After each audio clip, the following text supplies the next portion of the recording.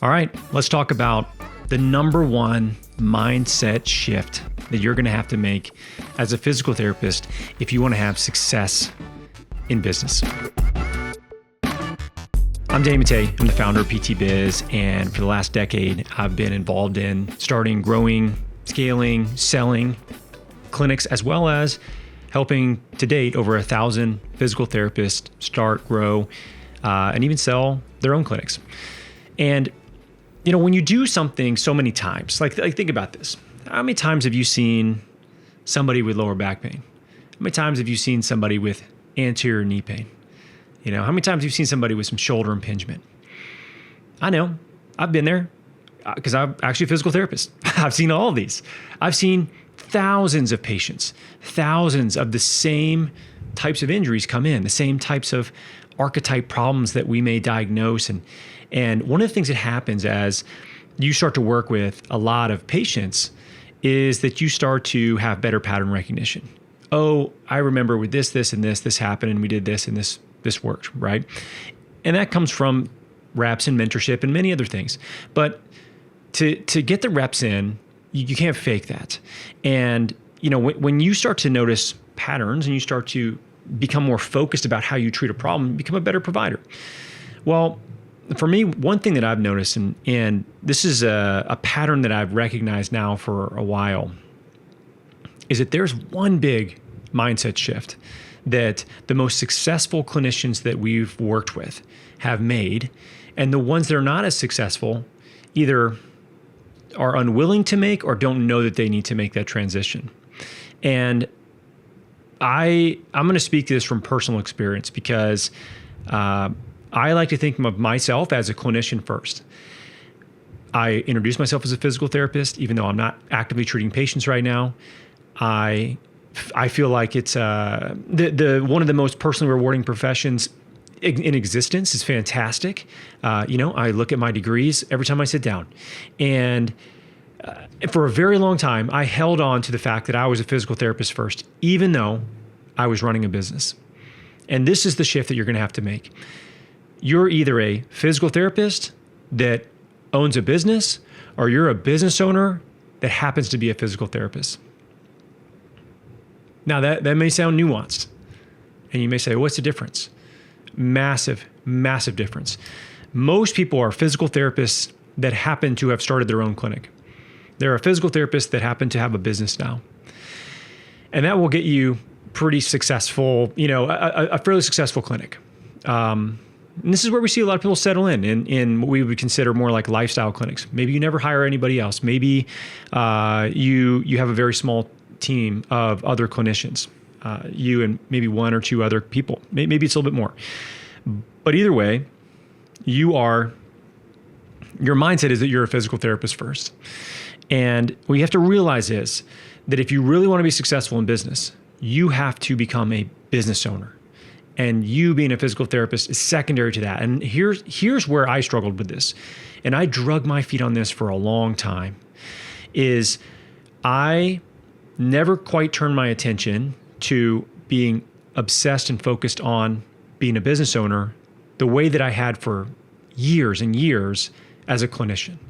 You know, like if you're like me, if you can't get somebody the outcomes that they want, or you can't get somebody better, it might ruin your weekend. It's going to ruin your night because you're going to look up every article, you're going to reach out to mentors, you're going to try to figure out what are you missing that's not working with this person. Is there something? What don't you know? What's the limitation in your skill set you didn't know existed until now you have this person that you're unable to help? And it's frustrating. That obsession is a very positive thing if you're trying to become world-class at anything.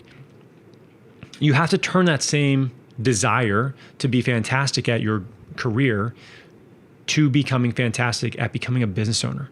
And it is a different skill set. And it can feel hard because you have to learn this new thing that you kind of suck at when you start, like anything. And you're already probably really good as a physical therapist, and it's comfortable for you to continue to be really good as a physical therapist. So you focus on that. You focus on the clinical side, which is important. Don't get me wrong. Like the product is important. The service is incredibly important. But you're owning the business. you're the person that has to build the business so that you can employ other people like yourself that are obsessed with being great physical therapists. What a fantastic thing to do. Talk about the expansion of your reach, of your impact on your community. Now all of a sudden you get to hire 3, 4, 5, 6 like legit ninja PTs that can come into your clinic and help way more people than just you. But letting go of that identity is tough. And letting go of the identity of being a clinician first is really hard. But if you want to grow a great clinic, if you want to grow a fantastic business that supports a lot of other people, a lot of other clinicians, and helps a lot of people in your community, and honestly, creates time and financial freedom for yourself and your family, you must make the transition to becoming a business owner first and turning that amazing ability to learn, that amazing ability to, like, you passed a lot of tests, you got into hard schools, you learn really challenging information, you're smart. All you got to do is take that deep skill set you already have and you've built, and you have to redirect it towards something else. And not just something else, many things actually. Sales, marketing, people, processing, becoming a better leader, understanding finance. These things, maybe they're not as cool to you as whatever, helping somebody with their back pain. And I agree. Listen, net, if we didn't have to make money to live in the world, your ability to help somebody with their lower back pain is more valuable than my ability to help somebody grow a business. But we live in a world where, we need money to buy groceries and to pay for our rent and pay our student loans off and all that, right? So if you want to have a big impact and you want to be able to generate time and financial freedom for yourself and for your family, this is the path that many people find themselves on. And now all of a sudden you have all these other people that you can employ to then help get great outcomes for everybody else. And you have a bigger impact, and it's a really cool thing. And this is also why maybe growing a bigger clinic isn't for everybody. And that's okay too, because if you want to be a clinic owner, a physical therapist that happens to own a business, then cool. You'll be able to generate great income, have a great lifestyle business, and really still treat people on your terms and when you want to do it, and have a small team of other people like that. And there's nothing wrong with that. But if you want to be able to grow a 7-figure business or more, multi-7-figure business, you got to turn your attention to becoming a business owner, not a clinician. You're a business owner, happens to be a clinician. And that's a subtle change, but from a mindset standpoint, it's a massive difference. And for me, what became very hard for me was the fact that you can't be world-class at both. You can't. I don't know a single person. Maybe it's possible. I haven't met him yet, and I couldn't do this.